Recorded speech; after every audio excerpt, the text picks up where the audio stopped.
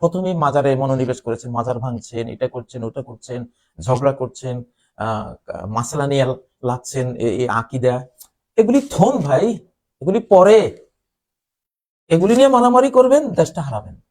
হারাবেন না, দেশটা ভয়ঙ্কর খুনের নদী বয়ে যাবে দেশটাতে সামনে। আমি একটা রেড লাইন দিয়েছি আপনাদেরকে, 25 মার্চ 2025, এর আগে সারতে হবে। কেন বলেছি সেটা? আমার একটা বুঝ, পৃথিবীকে পাঠ করে, কিয়ামতের আগের নবীজির হাদিসগুলো পাঠ করে, চারপাশের পরিস্থিতি পাঠ করে, 3টা স্টাডি থেকে ওই তারিখটা আপনাদেরকে বলেছি।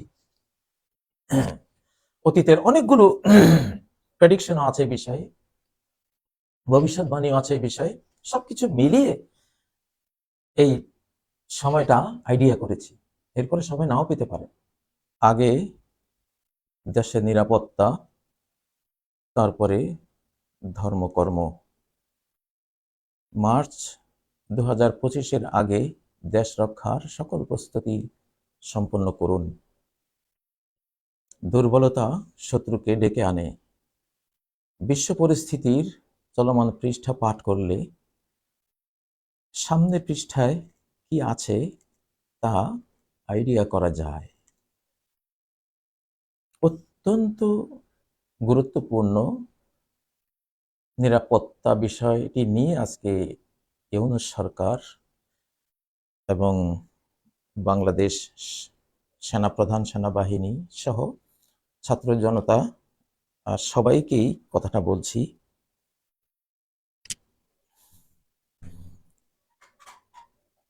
সবকিছুর আগে হলো দেশের নিরাপত্তা। এখানে দেশ হলো বাংলাদেশ, আমাদের মাতৃভূমি। এটা নিরাপত্তা দায়িত্ব তো আমাদের। আমরা যখন যেই দেশে থাকি সেটাও আমাদের এক ধরনের মাতৃভূমির মতোই, আমরা সেই দেশের নিরাপত্তা কামনা করি। এমিরেটসে থাকলে এমিরেটসের নিরাপত্তা কামনা করি, সৌদি আরব থাকলে সৌদি আরবের নিরাপত্তা কামনা করি, অন্য দেশে থাকলে অন্য দেশের নিরাপত্তা কামনা করি। উচিত এটা। প্রিয় বন্ধুরা,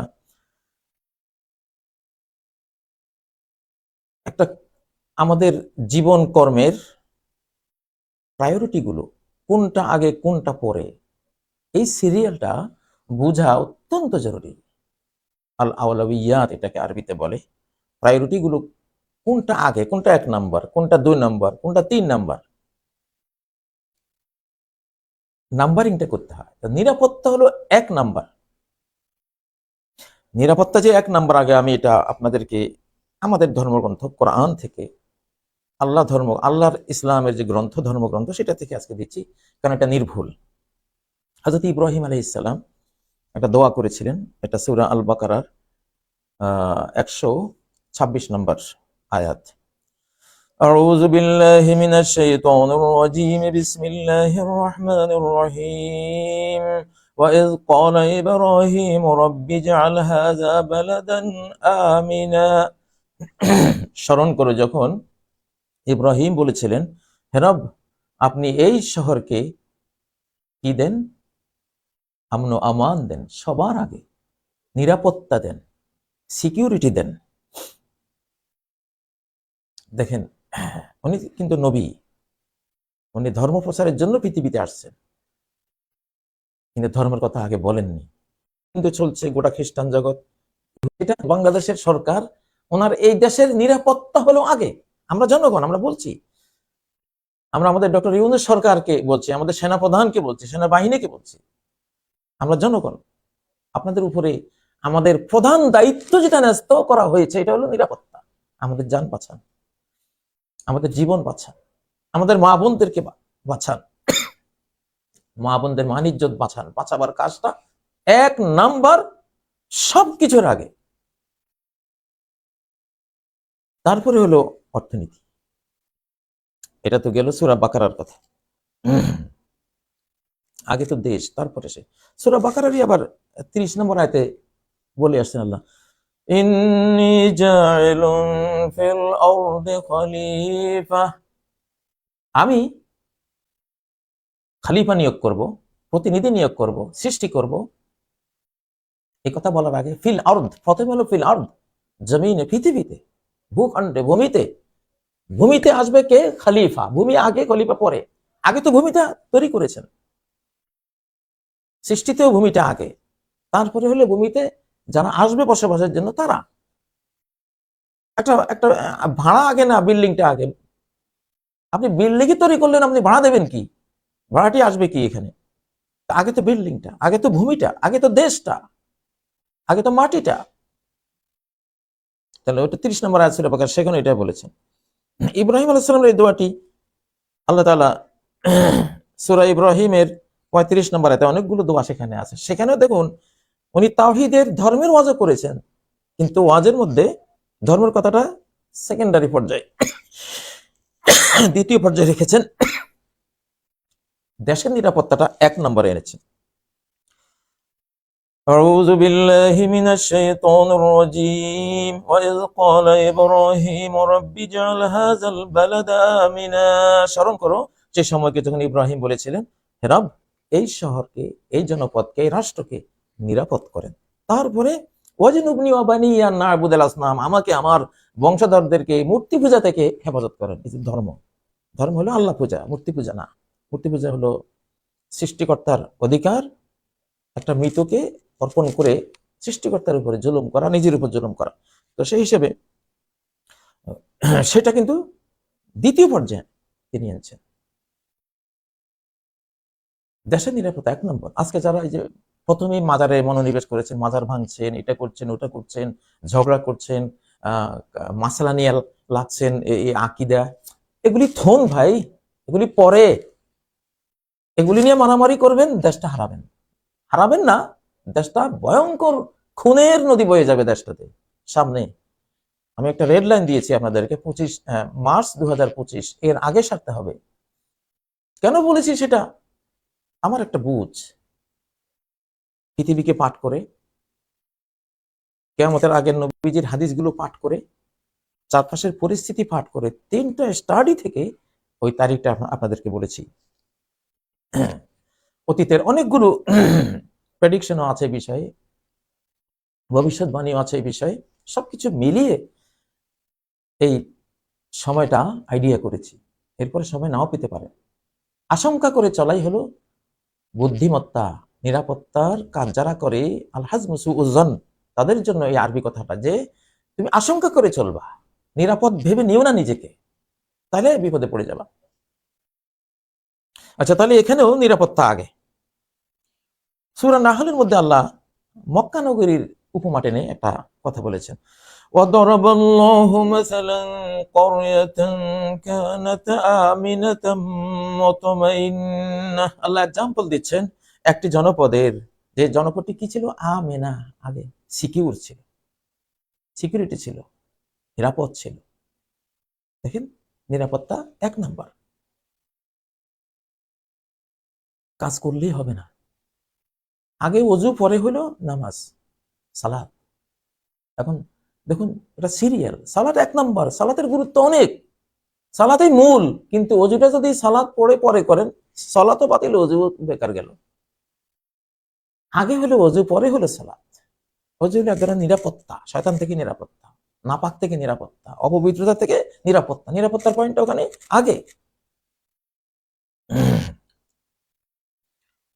তারপরে দেখুন, যাতে করে জিনিসটা খামিরা হয়, এই জন্য এতগুলো অ্যাড দিচ্ছি। একটা হয়তো এনাফ এসব যে কোনো বিষয়ে, তবু দিচ্ছি। সূরা হাশরের 9 নম্বর আয়াত, ওয়াল্লাযীনা তাবাওয়াউদ-দার ওয়াল ঈমান, যারা বাসস্থান বানিয়েছে, আবাসস্থল বানিয়েছে, আদ-দারকে, মদিনাকে, এখানে আদ-দার মদিনা, ওয়াল ঈমান, ঈমানকে। ঈমান আগে, আগে না, ঈমানটা পরে, দারটা আগে, মদিনা আগে, মদিনা রাষ্ট্র, সভ্য রাষ্ট্র আগে। ক্লিয়ার? তো এজন্য সূরা বালাদের মধ্যে লা উকসিমু বিহাযাল বালাদ, আল্লাহ তাআলা নবীকে ধর্মের কথাই বলেছেন সূরার মধ্যে, কিন্তু সেটা বলতে গিয়ে আগে দেশের কথা বলেছেন। লা উকসিমু বিহাযাল বালাদ, আমি কসম করছি এই জনপদের, এই রাষ্ট্রের, এই দেশের, এই নগরীর। আগের যুগে রাষ্ট্রকে নগরী বলা হতো, জনপদ বলা হতো, শহর বলা হতো, আগের যুগের পরিভাষা। তাহলে ক্লিয়ার, এই মুহূর্তে কোনো ধর্মীয় বিবাদ করা, দলাদলি করা, এই মুহূর্তে কোনো মাজার ভাঙতে যাওয়া, এই মুহূর্তে মাসালা নিয়ে ভাগ হয়ে যাওয়া, ওনার আকীদা ঠিক নেই অতএব আমার সাথে ওনার মিল নেই, এগুলি করবেন না। বাংলাদেশে জামাতে ইসলামী তারা আছে, তারা ক্ষতিগ্রস্ত হয় আলেমের অভাবে। হেফাজতে ইসলাম আছে, হেফাজতে ইসলাম ক্ষতিগ্রস্ত হয় মাস্টারের অভাবে। বিএনপি আছে, ওরাও ক্ষতিগ্রস্ত হয় মৌলানার অভাবে।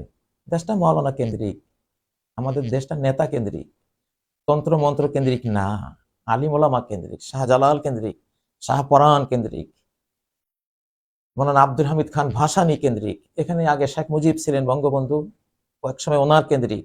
এখন আবার আসছেন যারা, দেখুন ডক্টর ইউনূসকে নিয়ে আলহামদুলিল্লাহ সবাই আমরা মোটামুটি ওনার কেন্দ্রিক।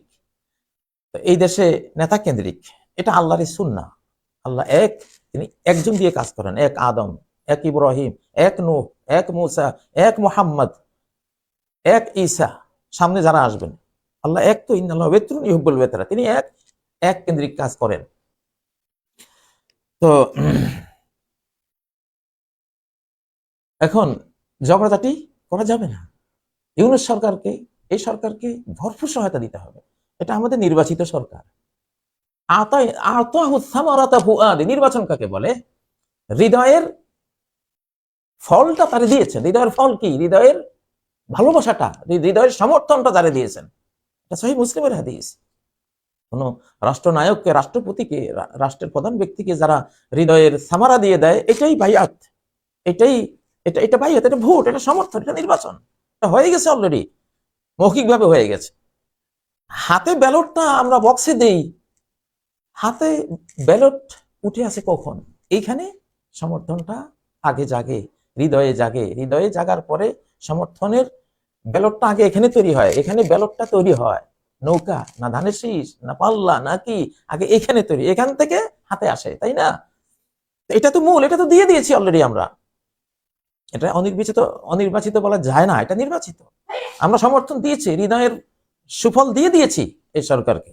অতএব সরকারকে, এটা বৈধ সরকার। বিগত 3 টার্মে আমরা দেইনি, এটা তারা বৈধতা পায়নি, কিন্তু এটাকে আমরা দিয়েছি, আমাদের হৃদয়ের ফল দিয়েছি। অতএব এটা নির্বাচিত, এটা আমাদের মনোনীত। ইলেকশন বলেন, সিলেকশন বলেন, এগুলি এই যুগের ভাষা। কিন্তু বেসিক জ্ঞানের যে ভাষা, সেই ভাষায় বাস আতাহু সামারাতা ফুআদি। কোন ইমামকে যদি হৃদয়ের সামারা দেয়, এরপরে যদি বিশ্বাসঘাতকতা করে, তাহলে আল্লাহ তার সাথে কথা বলবেন না, কিয়ামতের দিন তাকে পবিত্র করবেন না, আল্লাহ তাকে নিষ্কৃতি দেবেন না, তার জন্য কঠিন আযাব।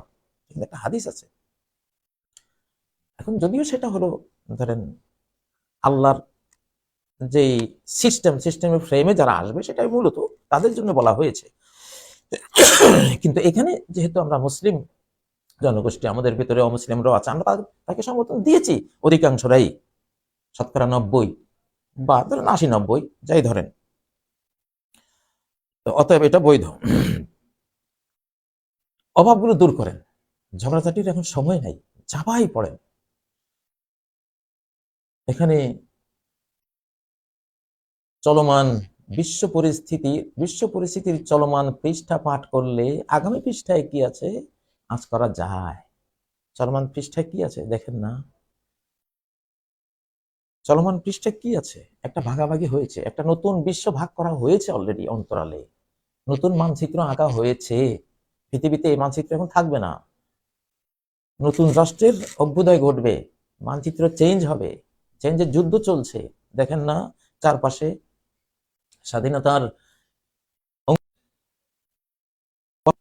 যে কথাগুলো বলা হয়েছে, তো আশপাশে যে কথাগুলো ঘটতেছে সেগুলি স্টাডি করুন। মনোভাবগুলো, মিডিয়ায় কি কি কথা আসছে আমাদের বাংলাদেশ নিয়ে, স্টাডি করুন।